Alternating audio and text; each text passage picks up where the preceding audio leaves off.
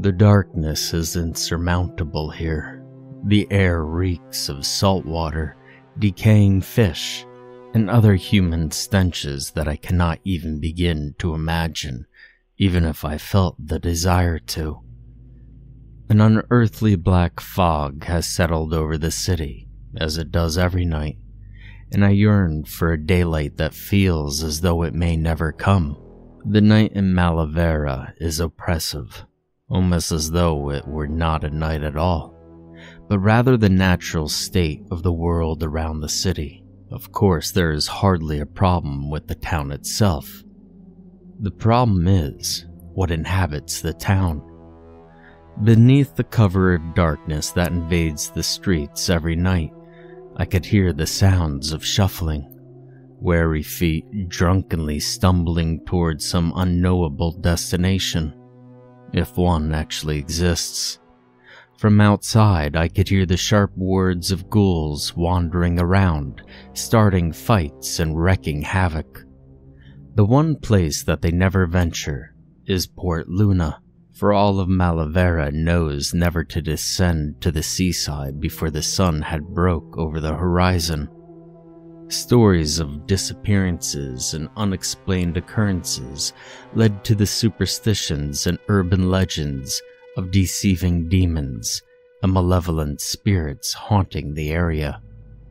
Instead, these creatures, for they could never be called human, roam the streets throughout the rest of the city, a nightly disease that infects the city once dusk falls, that is purged as soon as the sun rises.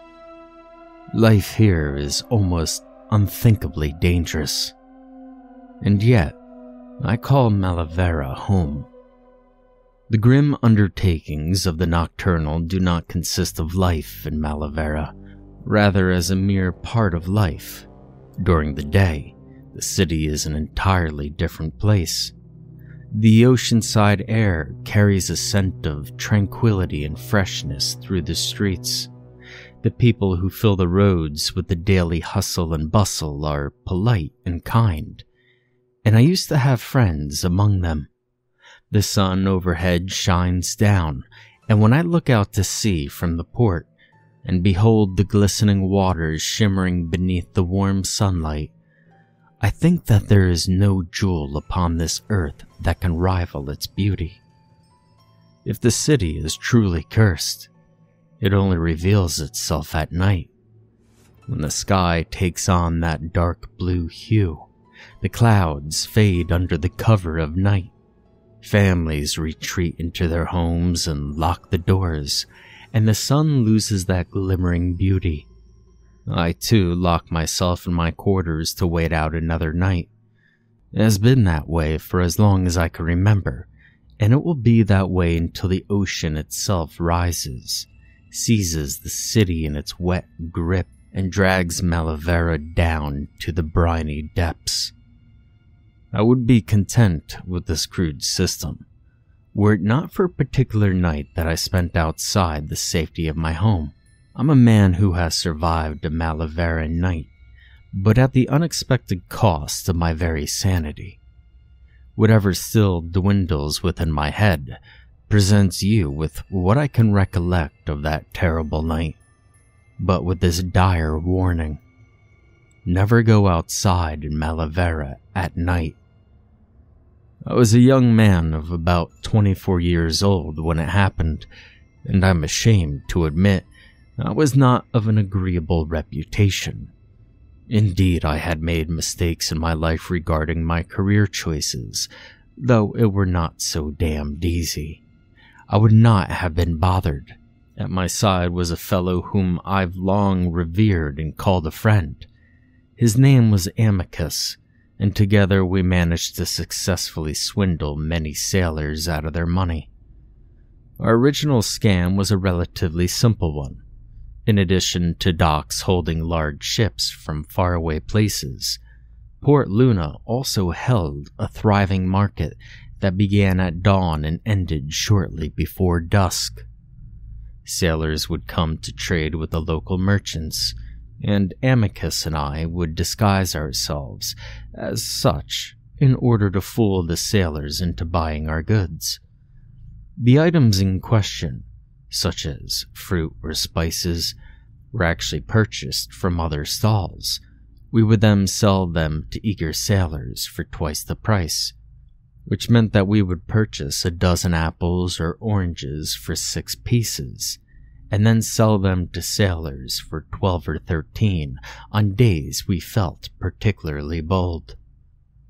On one occasion, we sold a dozen oranges to a group for 30 pieces. They were outraged, but begrudgingly paid the 30 pieces after we informed them that, due to a drought, it had been a difficult season for harvest. The sailors, who had been out to sea for so long that they had become desperately in need of fruit, were pitifully easy to fool. Over time, our scams became more elaborate. We would take simple balls and paint them to resemble fruit before filling a crate with them, stacking real fruit on top in order to conceal the deceit. We would deliver the crate to a newly arrived ship for the ludicrous price of 50 pieces, and the captain, upon inspecting the fruit on top, would pay us. Soon, we realized that painting all of the balls was an unnecessary effort, and instead wedged a large piece of cardboard halfway into the box, filling the bottom part beneath it with sand to make up for the difference of weight and give the illusion of it being full of fruit.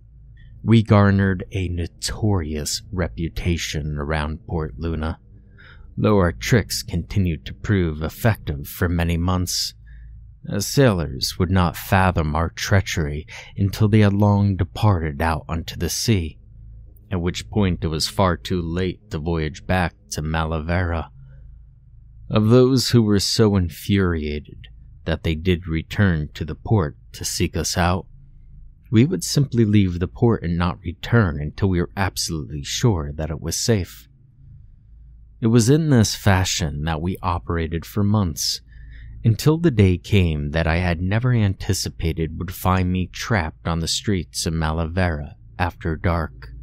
Amicus and I were convincing the captain of a crew of newly arrived sailors of the quality of our product, which, for the curious, was a simple crate containing a dozen or so oranges, our carefully made fakes, and the sand.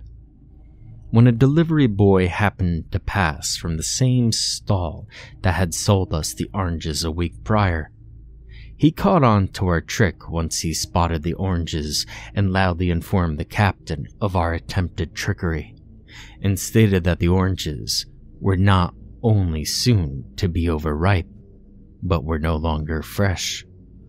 However, the captain still seemed uncertain, and we may have still salvaged the scam with our pride intact had the delivery boy not gestured to Amicus's face and declared it a dishonest face. This short remark irritated Amicus so fiercely that he, holding the crate with one arm, made to grab the boy with the other hand, and was so careless as to let the crate fall from his grip.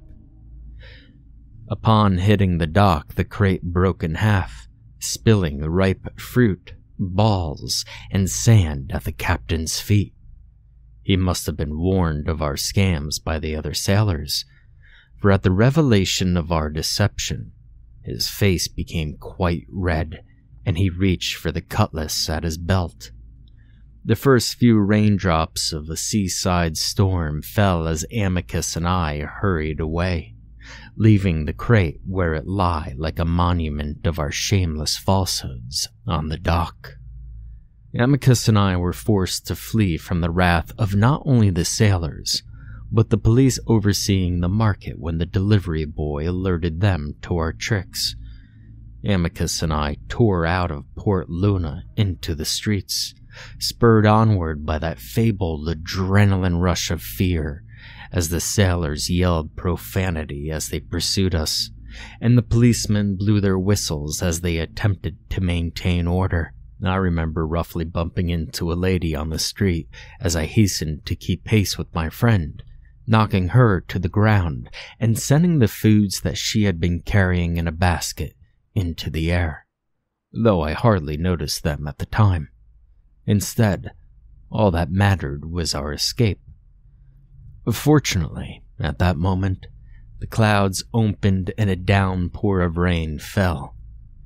Seaside storms are hazardous, and in the chaos as people fought for shelter, Amicus and I believed that we would make our getaway down an alleyway until we heard the captain's boots still clambering after us in a determined hunt. I could feel the polished blade of his cutlass whistle through the wind behind me, and at that very moment, much to my relief, his foot landed on a recently made puddle of rainwater, and he slipped and fell onto the cobblestone.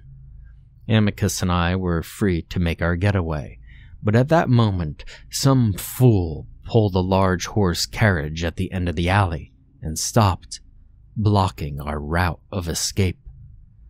Behind us, I could hear the captain rising to his feet to resume his chase. Our time to escape was limited, and I began to panic. The driver had stopped his carriage with the wheel blocking any hope that we had of climbing beneath it. Amicus did not hesitate. With his superior height, he leapt into the air and seized hold of the carriage's roof.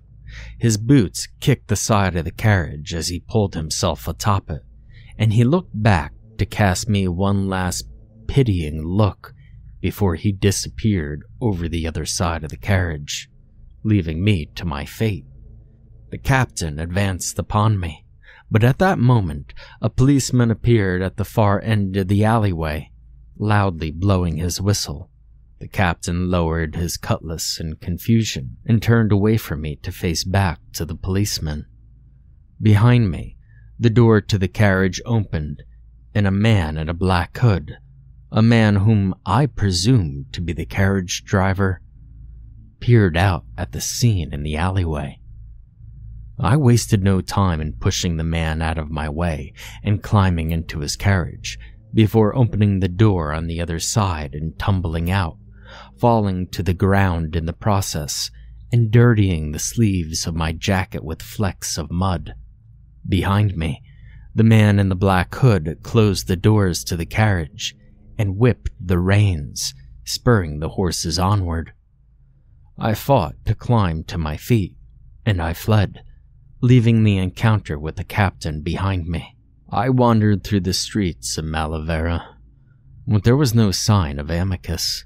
The rain fell like a veil, cloaking the figures on the streets from my view, making it even more difficult to find my friend.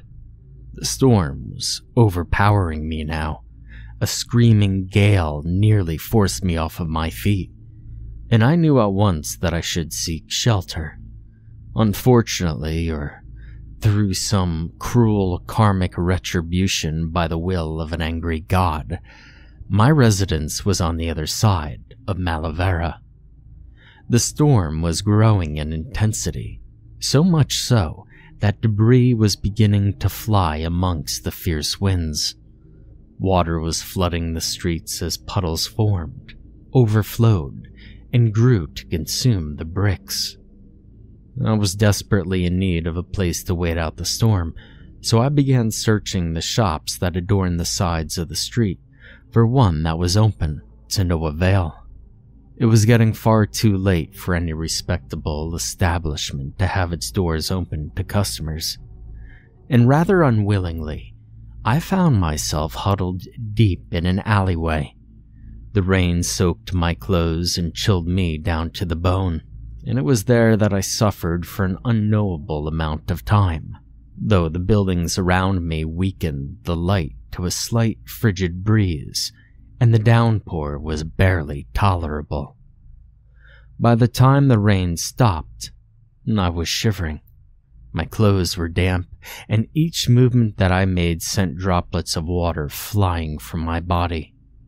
My shoes nearly ruined from being submerged for so long in the growing ocean that had once been the street. and my toes were numb from the icy temperature. When I exhaled, a cloud of white mist emerged from my mouth and my spine would quiver. I was shaking, though I know not if it was from the unbearable cold or the sudden realization of my predicament. Even from where I was hidden in an alleyway, I could see the sky above, even though I already knew what would be waiting for me. My stomach sunk deeper and deeper as I slowly left my shelter for the Malavarian streets, my gaze still fixated at the sky.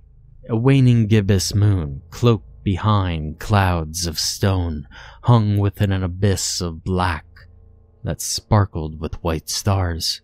I was in disbelief, though. I could not tear my eyes from the sight of a night sky. I hadn't seen one in so long, and believed that I never would, so long as I lived in Malavera. But here I was. I was so suddenly overcome with emotions of such a powerful fear that when I finally did manage to tear my gaze from the moon, my face contorted into a wide smile, and I began to laugh until tears were streaming down my cheeks and my breathing had turned ragged and tired. A memory of an event that had taken place mere months before that night had come to mind as I stood, shaking, in the frosty night. I had been in my den, taking shelter for the night, when from outside came a sudden ruckus. A panicking man was running from house to house, banging on the doors. And even now, so many years later, I could remember the sound of his screams. "I'm not one of them. I don't belong out here," he was shouting, pleading to be let inside. I had the blinds pulled over the windows, yet I still ducked down in front of my desk when he came to my door and rapped his fists on the wood. "Please, somebody, they're coming." I froze in place. I did not dare rise from my chair to cross the room. From where I was, safe inside my house, I listened to the man attempt to rush to the next house, but I never heard him knock on the door. He began to scream, and then his screams turned into howls, and the howls to whimpers before all outside was silent. As quietly as I could, I rose from my chair and went into my bedroom before closing and locking the door, and tiredly climbing into bed, where I would toss and turn for the rest of the night. The morning after, I left my home to see a tattered jacket laying in the street, in the same area that the man had been shouting. People trampled on it as they made their way down the road. Was that to be my fate? To fall victim to whatever foul nightmares prowled the streets in the darkness? It appeared that my only chance for survival would be to seek shelter in my own home on the other side of Malavera. I feared that if I remained in place much longer, whatever unseen monstrosities that I had heard every night would soon be upon me. I had no time to waste and began my long trek. I strode along the streets, wary to be traveling in plain sight. I looked to the shadows of the alleyway, thinking that they would prove an invaluable hiding place, but the darkness was so absolute that I could not be sure if there was anything moving within the shadows, and it was then that I caught my first glimpse of a denizen of the night. He looked to be old, as his hair was ashen and his black eyes seemed sunken and filled with the hollowness dug through years. His crooked teeth smiled at me beneath a wide-brimmed black hat, and his black trench coat seemed long, almost too long. He was a tall man, so tall in fact that at first I believed he was levitating in the air. Startled by this sudden appearance, I quickened my pace, leaving that vile alleyway behind me. I dared not look back over my shoulder for fear that he would be following. It wasn't until I reached the end of the street that I ventured a quick glance over my shoulder and saw, to my immense relief, that there was no one. My relief was short-lived. As I looked back down the street, I was met with a shock. I was fully aware that the amount of nighttime ghouls wandering the streets of Malavera was vast, though I was not aware of the full scope until that very moment. The street was lined with a wide array of strange creatures, and I now knew that my assumption of these nighttime stalkers not being human proved true. The pungent stench of decay and squalor filled my nostrils as I stood paralyzed by the horrifying sight before me. Creatures sat in doorways, motionless, paced the streets, restless, or stood huddled in unsettlingly close circles, whispering in indiscernible voices. None of these nocturnal freaks seemed to pay me any attention, however, so I wondered if it might be possible to simply walk down the street. My only other option was to detour through an alleyway, but without knowing what sinister entities lurked in the shadows, I could not bring myself to enter the alley. Trying to keep myself from shaking so harshly, I began walking down the street and past the ghouls. As I wandered past the circle of people who had no color to them whatsoever, not on their skin or clothing, I could catch only a few select words: catalyst, crystal, gates, oblivion, before the group went silent when I approached, while keeping their heads bowed in the circle, unmoving. I passed by a man in a faded gray cloak who was laying against the shop, and appeared at him as I passed, only to discover, to my horror, that he had no face beneath his hood, though as I stared, two eyes began to push outwards through his skin before the skin opened, pushing the eyeballs out onto his face, where their brilliant blue radiance watched me. When more eyes began to appear on his cheeks, forehead, and chin, I walked a little faster and hurried away while feeling the heat of their intense gazes on my back. It took everything that I had to not break into a sprint. Though my face glistened with sweat, and I now buried my hands into my pockets to hide the shaking. My breathing was heavy, and I struggled to quiet my gasps. At this point, I hadn't even made it halfway down the street. Nothing about this was natural. The monsters were real, and they had come. I passed another circle of colorless people, catching a few more words. Ends, Corsair, Syndicate. But I was almost wheezing. And finally I reached the end of the street where a raven-haired woman wearing black clothing and holding a white umbrella was standing with her back to me. She looked around at me and caught my eye. Her face was pale, her skin almost ghostly. The lady turned to face me, slowly reaching out a weak hand. "Please, are you here for me?" she asked in a voice that was little more than a whisper. "So empty, so cold." "No," I stammered, backing away as the empty lady slowly moved closer, her hands still extended. "I'm sorry, I cannot help you." And suddenly, a rough hand clamped down on my shoulder and pulled me so violently that I was nearly yanked off my feet. Instead, I whirled around to find that a sailor, completely covered from head to toe in muddy grime, had grabbed me in his cold, unyielding grasp. His eyes flashed darkly, filled with a bitter malevolence, but his beard seemed to be made of something other than hair. I felt my stomach sink when I saw his beard move and realized that it was made of fingers, some twitching, others pointing toward me as if trying to grab me. "He ain't one of us," he croaked in a hollow, gravelly voice that sounded as though it had come from an abyss at the end of the ocean floor. "You don't belong here." "Let go of me." I struggled to pull away from his hold. The empty lady was still crooning behind me, and he was slowly pushing his face closer to mine, and the fingers reached out for me. At the last second, I pulled my head back and threw it forward, feeling a satisfying crack where his nose was as he stumbled back, releasing me from his powerful grip. But the clammy fingers grabbed a hold of my face. Shrieking, I pulled away, but the fingers did not relinquish their hold.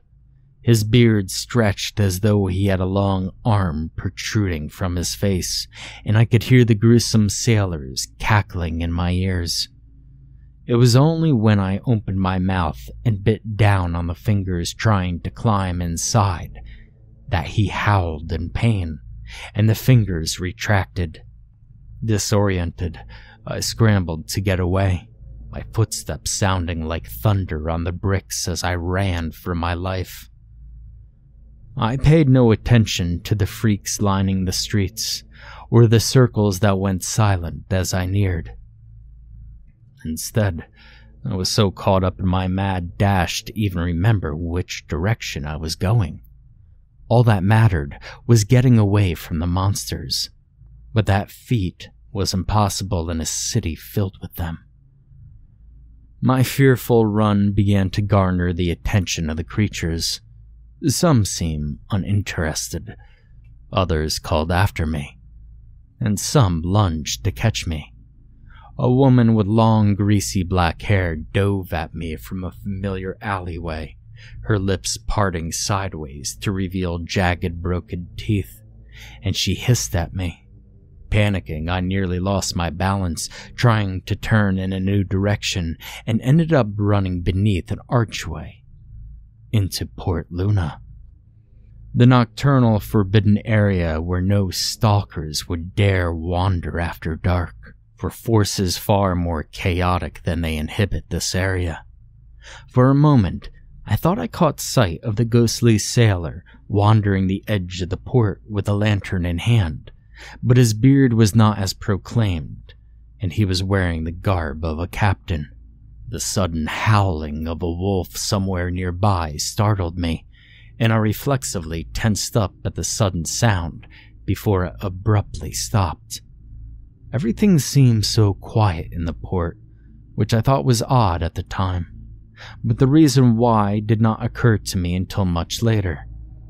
During the day, in addition to the rowdiness of the market, there was the constant crashing of waves against the docks and the squawking of seagulls. That night, the ocean was impossibly quiet, and the only living things were watching from the shadows, their presence felt, but unheard.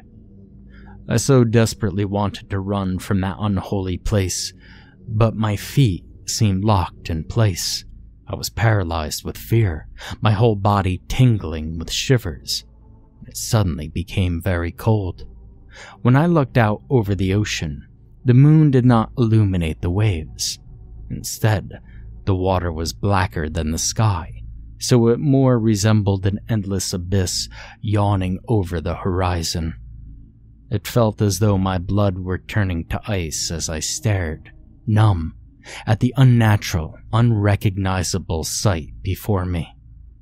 Rather unexpectedly, I felt an ancient presence nearby, and all of the other malevolent entities seemed to disappear as it drew nearer. Sweat rolled down my brow as I felt it moving over the cobblestone to my side, but I did not dare look. Instead, I stood in mute terror, trembling and squeezing my eyes shut, praying that tonight was not the night that I met an untimely demise. When I opened my eyes, the creature had passed by me, and I caught my first sight of its massive form. From what little I can remember, it had skin whiter than anything I'd ever seen, and it seemed to be twisted and pulsating while it prowled on 4 legs. Whether they ended in paws or claws or some other appendage, well, I did not see. It turned to face me with a deformed face, though I could somehow tell that it held a mildly interesting, musing expression. Its eyes were hollow, but all-seeing. Its mouth was permanently open, as though it had not finished what it had to say, and it never would.